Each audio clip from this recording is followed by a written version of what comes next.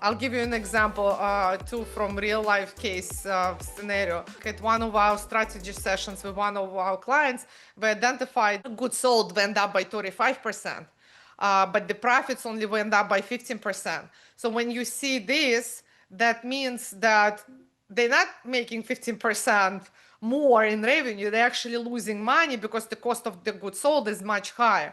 So this is what I mean by the revenue, by the pricing.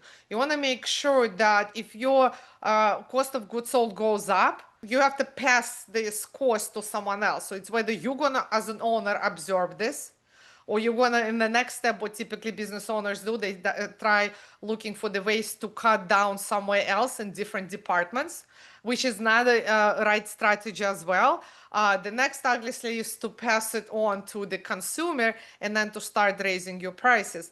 And obviously we as consumers do not like this. We see this very often, and especially with the COVID, the inflation. This is what makes the inflation to go up.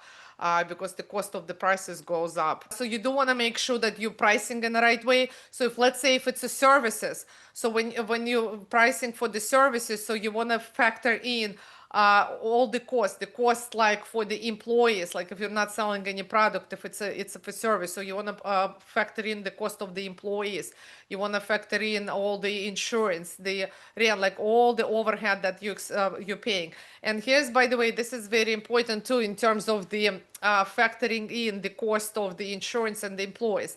And I see this very often, especially like in construction businesses. For those of you guys in construction, listen to this. And with obviously with the services that employees perform and you charge for it. When you hire someone and you're saying, okay, I'm going to hire someone and I'm going to offer a salary of, let's say, for example, $50,000.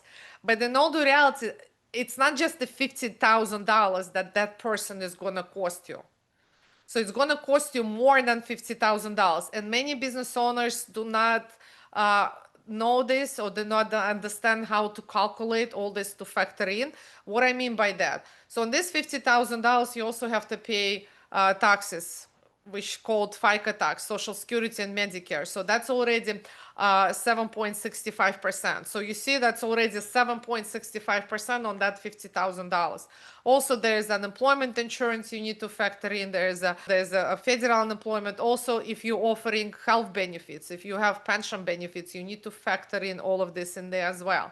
Also, the workers' comp and disability insurance, and why I said for the construction workers, because for them this is the highest cost. So let's say if it's employee, like a clerical employee, it's not going to be a lot. But let's say if it's a construction employee, so typically construction employee, they pay between, I would say, like $7 as high to $25 per each $100 that you pay your employees. So as you see, this is quite a lot. That's a large amount. And you do want to factor in all these numbers. And if you don't factor all this in, then obviously it's your revenue is going to be less.